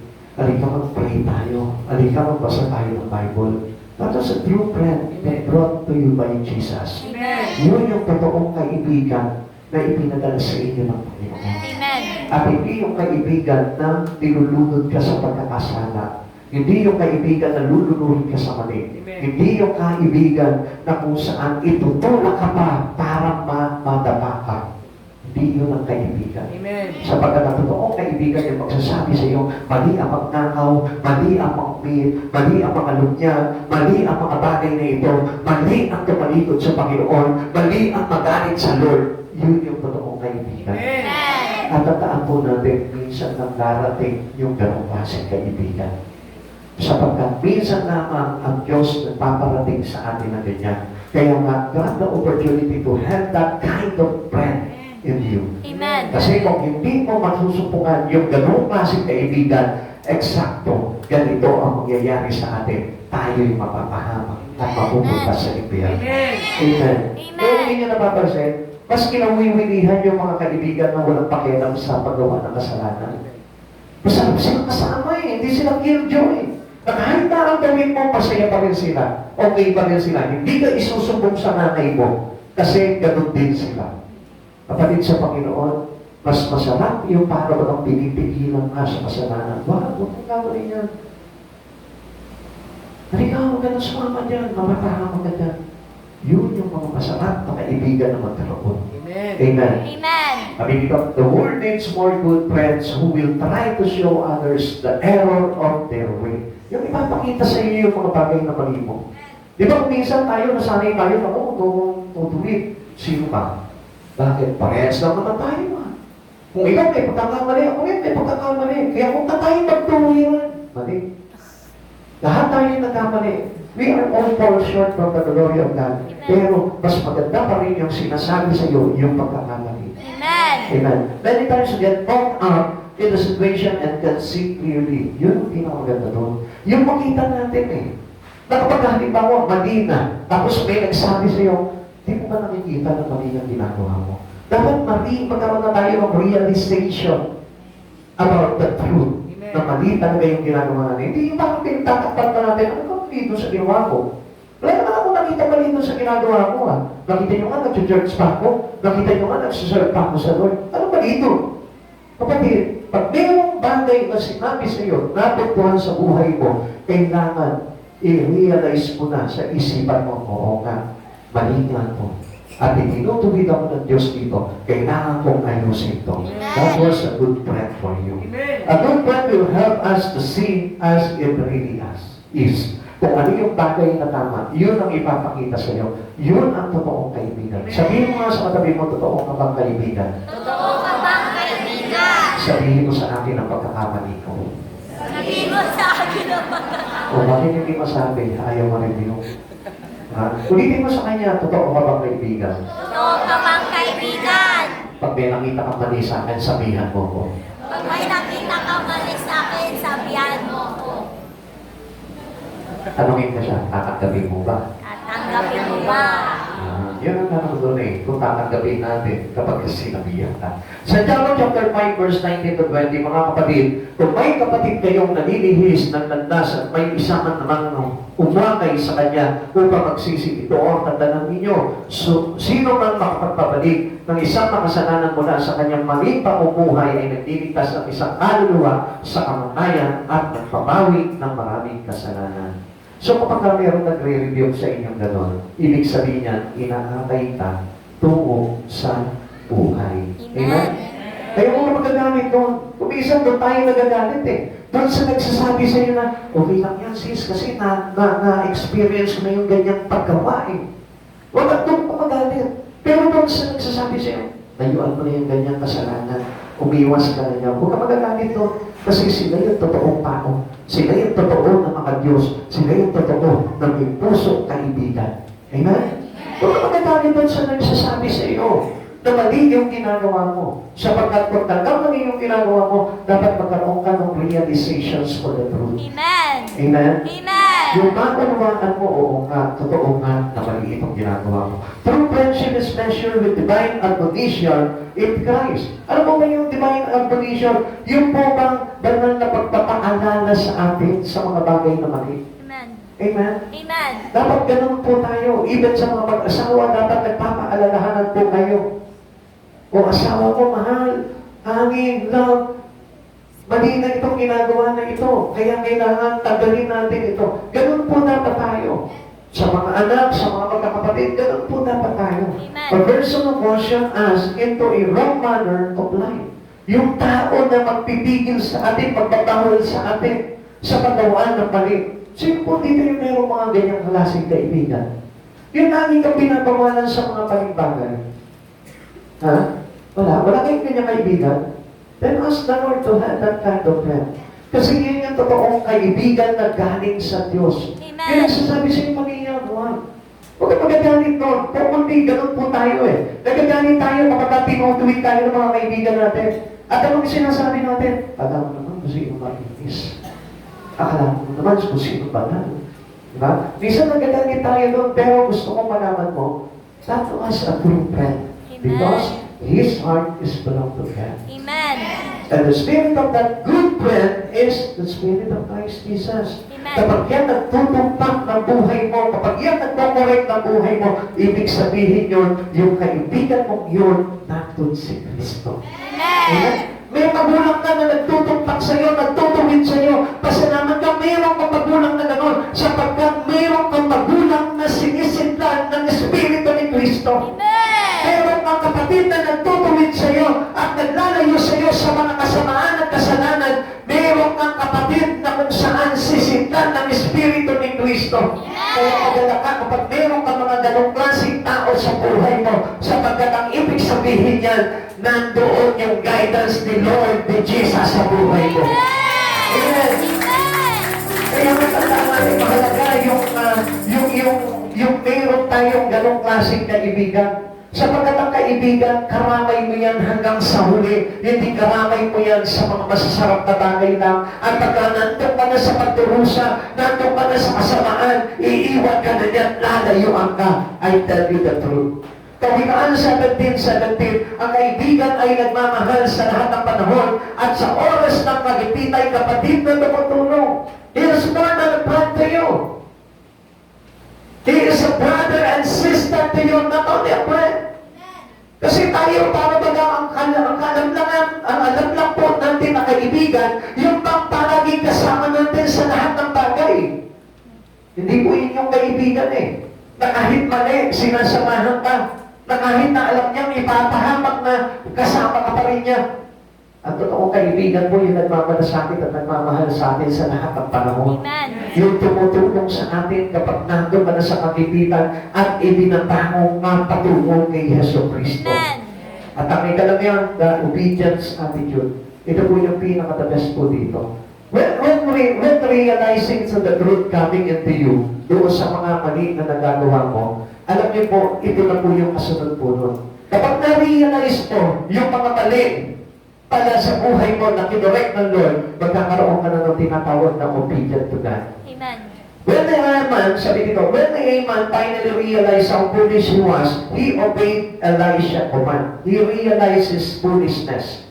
Mga kapatid sa Panginoon, mas maganda na ma-realize din po natin yung mga kamalian natin sa buhay. Amen. Sabi po dito, 2 Kings chapter 5:14, kaya pumunta sa rising na Aman sa ilog, Jordan at naglublog ng 7 beses. Gaya ng ipinagbibili ng propeta sa Eliseo, nagbalik nga sa dati ang kanyang laman at tuminis ng kanyang balat tulad ng butis ng bata. So doon po nagkakaroon ng miracle sa buhay natin. There is changes, there is healing, there is deliverance. Amen. That is a renewing of our soul. Amen. Kapag natuto na po tayong sumunod, Amen. obedience is the key to our salvation. Amen.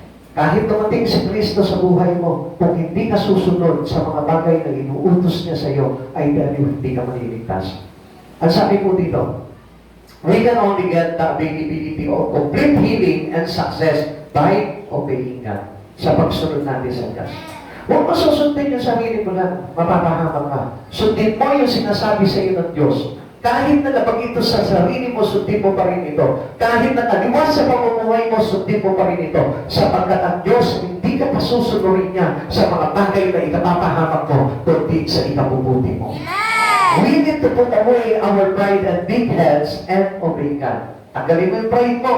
Tanggalin mo yung battle head mo. Tanggalin mo yung ego mo. Tanggalin mo yung pagmamalaki mo. Tanggalin mo yung pagmamataas mo sa sarili mo. Sapagkat ang totoong sumusunod sa Panginoon ay mayroong kababaang loob na tinutupad kung ano yung bagay na hinihingi sa Kanya ng ating Panginoon. Amen. Hindi tayo pwedeng sumunod sa Panginoon na may pride. Hindi tayo pwedeng sumunod sa Panginoon na hawak-hawak natin yung ego natin at ipinagmamalaki natin yung ating katayuan sa buhay. Amen. I tell you, lahat ng naligtas ng Panginoon ay mayroong kababaang loob. Amen. Lahat ng nalinis sa kasalanan may kababaang loob. Lahat ng napunta doon sa kanyang kaharian ay may kababaang loob. Sapagkat ang pagtitipon ng mga taong mayroong pagmamalaki sa Diyos ay wala doon kundi nandun. Kasama ni Satanas at ng mga diablo. Kaya nga mga kapatid sa Panginoon, tanggalin na natin po yung pride para matuto tayong sumunod sa mga ipinag-uutos sa atin ng Panginoon. Many are going through the motions but are not really obeying God. Minsan, sige, papakita natin na gumagawa tayo, pero ano sa kalooban natin, hindi naman tayo totoong sumusunod sa Panginoon. Even a single or a certain things that command to you by God, obey it. Amen. Even a small one, basta kinuman sa iyo ng Panginoon yan, sundin mo yan para sa ikaliligtas mo yung bagay niyo. Amen. Never ever disobey God in your life. Sapagkat whoever disobey God put himself into life perishable in hell. Kaya nga mga kapatid sa Panginoon, iwasan natin yung magreklamo sa mga bagay na itinuturo sa atin ng Panginoon. Amen. Sapagkat kapag tinutuwid na tayo ng Panginoon, dumating na sa atin yung pagbabawal ng Panginoon, ang ibig sabihin niya, sumunod ka na dahil kailangan natin talaga ng kaligtasan na nagagaling kay Jesus Christ. Amen. Amen. There's no fake obedience. Huwag tayo magkaroon ng tinatawag na fake obedience. Yung fake obedience sa salita lamang po yun. Susunod ako pero hindi naman. Di ba yung meron po tayo talinaga po doon? Na umuwi siya, pupunta siya, pero hindi naman nagpunta. Pero yung nagsabi na hindi siya makakapunta, pero siya yung pupunta, yun yung totoo pang sumunod. Amen. Kaya nga mga kapatid sa Panginoon, pag umuwi ka sa Lord, umuwi ka, gawin mo yung bagay na yun. And that is the true obedience. Amen. Hindi yung itatry mo lang, pastor, at pagkatapos ay hindi mo nagagawin, I tell you, hindi totoong pagsunod sa Panginoon niya. Sapagkat ang sumusunod talaga ng totoo sa Panginoon, even though nahihirapan siya, even though nasasaktan siya, even though na hindi favor sa kanya yung bagay na yun, ginagawa niyo sapagkat yun yung hinihingi sa kanya ng Diyos para maligtas siya. Luke chapter 11 verse 28, ngunit sumagot siya, higit na pinagpala ang mga nakikinig ng salita ng Diyos at tumutupad ito. Kapatid, ang talagang pagsunod sa Panginoon ay pagtupad sa salitang napapakinggan po natin. Amen. Because a proper attitude is must if we are going to be pleasing to God. Gusto niyo maging kalugod-lugod sa Panginoon, hayaan mo na pahintulutan mo na tayo po'y magkaroon ng tamang ugali na pagsunod sa ating Panginoon. At sa umaga pong ito, hinihingi po ang inyong mga spirito na matuto po tayo na mag-worship sa Kanya at mag-humble na kasabay ng ating pagsunod at pagtulong sa mga bagay na gusto gawin ng Diyos sa buhay po natin. Tayo po tayo magsitayo.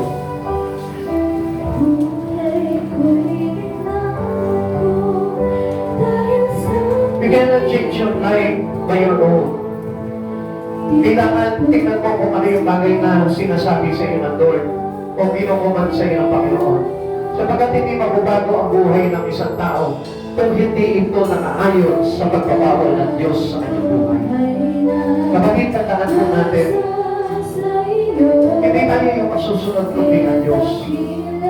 Because He is King for us. He is the God who sacrificed all for the goodness of our soul. Kapatid sa Panginoon, sa oras na ito, ano man yung mga bagay na itinutuwid sa iyo ng Panginoon, bakit hindi mo subukan? Gawin mo. Sundin mo. Makita mo yung changes, yung pagkakaiba ng buhay na sumusunod sa Panginoon natin. Sapagkat maraming mga Kristiyano still disobedient pa rin sa Lord. Maraming mga Kristiyano na hanggang ngayon, hindi pa rin nila natututunan ang pagsunod talaga sa Panginoon because ang pinipilit pa rin nila yung masunod yung sarili po nila. Kapag pinigilan ka ng Panginoon sa mga bagay na gusto mo lamang, magpapigil ka. Sapagkat nakikita ng Diyos kung ano yung makakabuti sa iyo at makakapagpahamak sa iyo. At sa pagkakataong ito, kapatid sa Panginoon, bakit hindi mo tanongin ang Lord? Lord, ano ba yung mga bagay na dapat na ayusin at patuloyin sa buhay mo? Ask the Lord your God. At makikita mo, sasabihin niya sa iyo, ilalagay niya sa puso mo, anak, ito yung mga bagay na gusto ko na gawin mo. Bibigyan ka niya ng list ng mga bagay na dapat mo sundin para maligtas ka. Sa pagdating Diyos na ito, ano ba yung plano niya? Iligtas ang lahat ayon sa kanyang kalooban. Kaya mas sa oras na ito, kapatid, why don't you surrender it all to God? Isuko mo yung buhay mo. Isuko mo yung pride mo. Isuko mo yung pagmamalaki mo. Isuko mo yung pagmamalas mo. Isuko mo ang higit kasalanan mo.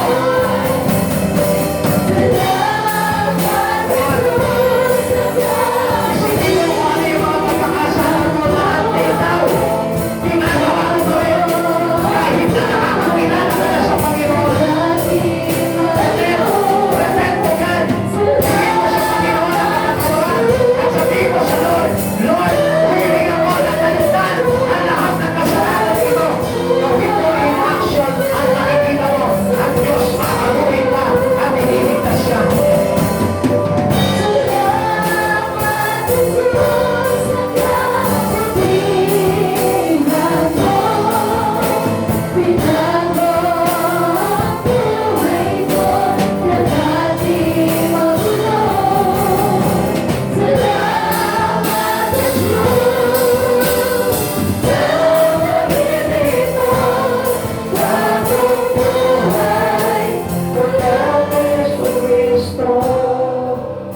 Minsan, maraming mga matatapisan dila ng mga Kristiyano.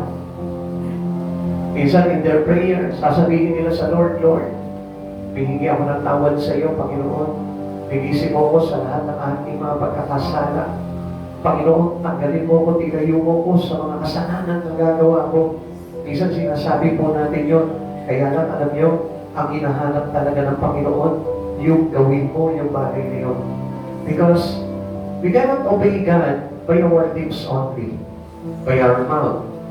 Hindi natin magagawa ang pagsunod natin sa Panginoon sa pamamagitan lamang po ng salita. Sapagkat ang salita, kung minsan, na kapag hindi kinalungan ng gawa, ito po'y magiging fake obedience lamang pagdating sa Lord. Sapagkat ang talagang pagsunod sa Panginoon, kapag sinabi ng Lord sa kanya na sundin mo yung isang bagay na ito, taligdan mo yung kasalanan mo, ginagawa niya yung bagay na yun. He worked for it. At hindi niya papabayaan yun na i-ignore niya lamang o i-neglect niya lamang. Some command of us to God, to us by God, is unfavorable to every one of us. Hindi magiging pabor sa atin. Maraming mga command ng Lord, maraming mga utos sa atin ng Panginoon na hindi talaga papabor sa atin. Like for example, our worldly living. Our God is against that. Hindi niya kinakalugdan yung pamumuhay na makasanlibutan. Hindi niya inaalaw na ipamuhay ito ng mga Kristiyano na lumalapit sa Kanya. Kaya nga mga kapatid sa Panginoon, ang sabi ng Lord, Do not conform to the pattern of this world, renewed transformed by renewing our mind. Para na sa ganun maunawaan po natin kung ano ang kalooban ng Diyos, kung ano ang mabuti na kalulugod at ganap. Kaya nga sinabi sa atin ng Panginoon yun, sapagkat gusto ng Lord na ito, you need to obey whatever Jesus asking you right now. Pag sinabi ng Diyos, layuan mo yan, layuan mo na yan. Practice it. Kahit masakit sa iyo, kahit hindi ka sanay, kahit na nakasanayan mo na yung bagay na ginagawa mo yun, pero alam mo naman mali, talikuran mo yun.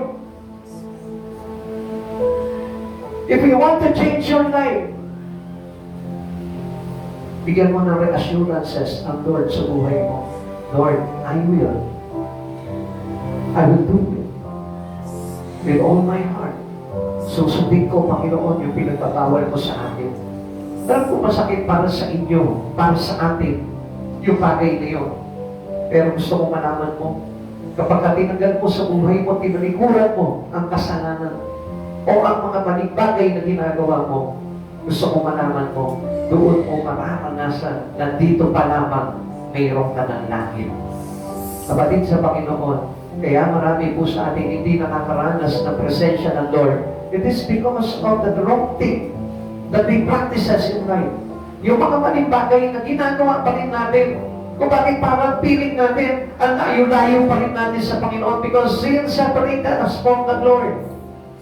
At sa oras nito, sa pagkakataon nito, kung paano bagang hindi mo na nararanasan yung presensya ng Lord, there is something wrong in you. Mayroong mga bagay na mali sa buhay mo na dapat mong ayusin. Para na sa ganun, makalapit po tayo sa presensya ng kabanalan ng ating Panginoon. Sino po ba ng tao na ayaw lumapit sa Lord? Sino po ba ayaw na makarating sa kalangitan, sa piling ng ating Panginoong Jesucristo?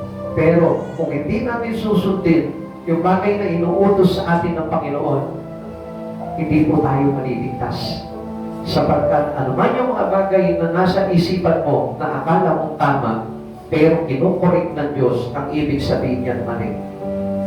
Maraming tao nag-aakala na tama naman yung kanilang pamumuhay. Pero bakit nasasaktan ka kapag nakakarinig ka ng salita ng Diyos? Dahil mali yun. At itinutuwid tayo ng Panginoon sa bagay na yun. Kaya one thing we can do is to obey God in your life. Kahit hindi mo gusto, sundin mo, gawin mo. Para sa kaligtasan mo yung mga bagay na yun. Ang Diyos ay parang magulang natin na kung saan binabawalan tayo para hindi tayo mapahamak. Tinatanggal tayo sa mga maling gawa para hindi tayo tuluyan lubusan na mahulog sa impyerno. Kapatid sa Panginoon, kung ano ang nararapat ay yun yung kalooban ng Diyos at hindi yung kalooban natin. Tandaan mo, sa paningin ng tao, ito'y mabuti, subalit ang hangganan nito ay tungo sa kapahamakan. Subalit, ang mga bagay na sa Panginoon ay naglalagay sa atin sa buhay na walang hanggan because the gift of God is eternal life in Christ Jesus. Kaya nga mga kapatid sa Panginoon, take this gift that given to us by God. And what is this gift? His command. The Word of God. Because the Word of God is our salvation. This is the Word of salvation. Ito yung salita ng kaligtasan na nagmumula sa labi ni Jesus. At tandaan po natin, ang tao'y hindi na mabuhay sa tinatay lamang, kundi sa mga salita na nanggagaling sa bibig ng Diyos. And that was the command of God, the words of God commanding us na tumalikod po tayo sa lahat ng mga pagkakasala sa buhay na ito. Kaya nga mga kapatid sa Panginoon, bakit hindi po natin bigyan ng pagkakataon na makagawa sa Panginoon? Tandaan po natin, ang paggawa natin sa Panginoon ay isang bagay para tayo po ay malinis ng Diyos sa lahat ng ating mga pagkakasala. Sabi po sa atin ng Biblia, habang hinihintay natin ang pagbabalik ng Diyos, tayo po ay magpakalinis. Mabalat ang hindi naguhubad ng puting kasuotan. Ang ibig sabihin po nito, yung nananatili siya nagpapakalinis. But I tell you the truth, walang ang sino man ang naging matuwid po sa atin, lahat tayo'y marumi. Para tayong inilubog sa lusa. Subalit, alam niyo po ba, considering, when you accept Christ Jesus, you receive His righteousness because of Him and because of our good works. Mga kapatid sa Panginoon, there's a big chances for every one of us. Kahit na makasalanan ka, nabubuhay ka sa kasalanan, there is a chance. Sikapin mo, nahinapin mo yung buhay mo sa Panginoon. And ask the Lord kung ano yung bagay na dapat mo gawin. Kung nagugulong ka sa oras na ito, Lord, paano ito? Napasok yung buhay ko sa kaguluhan ng kasalanan. Then, ask the Lord for your forgiveness and ask the Lord what is right to do para na sa ganun makalaya ka. Kapatid, mahirap manatili sa kasalanan sapagkat ang pamumuhay sa kasalanan ay naglalagay sa atin sa kapahamakan. For the wages of sin is death, and the gift of God is eternal life in Christ Jesus. Kaya sa oras na ito, kapatid, isipin mo mabuti, ulit-ulitin mo, isipin mo kung ano yung dapat na maging ugali natin at pagharap natin sa mga bagay na ipinapahayag sa atin ng Diyos sa umagang ito. Maraming salamat po sa Panginoon. Tayo po'y manalangin sa Panginoon. Ama namin Diyos, salamat po sa buhay nito na ipinagkakalaw mo po sa amin, O Lord, sa pagkakatid namin, Panginoon, that we still have a big chances, a hope someday in the future, O God. Dahil ikaw yung Diyos na nagbibigay sa amin ito, O God. Dahil nandito pa kami, Panginoon, nakakarinig pa kami ng salitang katotohanan, O God. At alam namin, Panginoon, na there is a lot of big chances for us, O God, sapagkat sandali, Panginoon, na sinunod namin, Panginoon, yung bawat naririnig namin sa salita mo, Panginoon, alam namin magdudulot ito, Panginoon, ng buhay na walang hanggan, O God, sa lahat ng bawat isa sa amin, O God. Mayroong ang malaki o maliit na kasalanan, Panginoon. Naniniwala ako, Panginoon, na lilinisin mo kami, Panginoon, when we obey the truth in you, Lord Jesus. Naniniwala kami, Panginoon, na babaklasin mo, Panginoon, at na kami po, Panginoon, isasakipin mo, Panginoon, sa anumang mga panganib na nadala ng Panginoon ng aming pagkakasala sa iyo, God. Panginoon, nagpapasalamat po kami sa buhay nito, Lord. Patuloy mo, Panginoon, na inaakay kami, Panginoon, sa iyong katwiran ng kabangalan, O God. Maraming salamat po sa kabutihan at kagandahan loob mo, Panginoon, na bumubuo sa amin sa araw-araw, O Lord. Upang hindi kami mawala sa iyo, Panginoon, Lord. Nagpapasalamat po kami sa iyo, Panginoon, sapagkat tinutuwid po kami, kinokorek po kami sa lahat ng aming mali, O God. At doon namin nararamdaman, Panginoon, ang pag-ibig mo sa amin, O God. At hindi, Panginoon, sa pagbuhos lamang ng mga biyayang material at pinansyal, O God, kundi sa pagbuhos, Panginoon, ang pagtutuwid mo sa amin sa pamamagitan ng salita ng katotohanan, O God. Natama namin, Panginoon, ang pag-ibig mo, Panginoon Jesus, na nag-uumataw sa aming mga puso, O God. Maraming salamat po, Panginoon Jesus. Hanggang tarin po namin, O Lord, na pagpalain mo, Panginoon, ang bawat isa, O God. At itinutulog namin ito sa pangalan mo, Panginoon Jesus, na nagpo-provide ng lahat ng pangangailangan namin, O God. Siksik-tik ka tumaapaw ng pagpapala, O God. At pagpapalang espiritual, Panginoon, at sa katotohanan, Panginoon, upang mabulat kami, Panginoon, sa buhay na walang hanggan, O God. Maraming salamat po, Lord. Paguhin mo po ang bawat buhay po namin, O God. Tanggalin mo po sa amin ang lahat ng pagkakasala, O God. At linisin mo kami ng iyong banal na dugo mula ulo hanggang talampakan, O God. At maging ang kaibuturan ng aming puso at buti, O Lord. Linisin mo po ito, Panginoon. Daluyan mo, Panginoon, ng iyong banal na dugo, O God. Maraming salamat po, Panginoon, sa pag-asa, Panginoon, na hindi nagsasawa, Panginoon, na ipagkaloob sa amin, O God. Salamat sa iyo, Panginoon Jesus. Muli po, O Lord, kiniklaim namin, Panginoon, ang pagbabagong ito ng kaligtasan mula sa iyo, O God. Salamat sa biyaya mo, Panginoong Jesus, higit sa lahat sa buhay na walang hanggan, O Lord. Sa pangalan mo, Panginoong Jesus, maraming salamat po, Panginoon, sa iyo po. Namin ibinabalik ang papuri at karangalan. To God be the highest glory in Jesus' name. Amen and amen. God bless you po. Kapalain po kayo, Panginoon.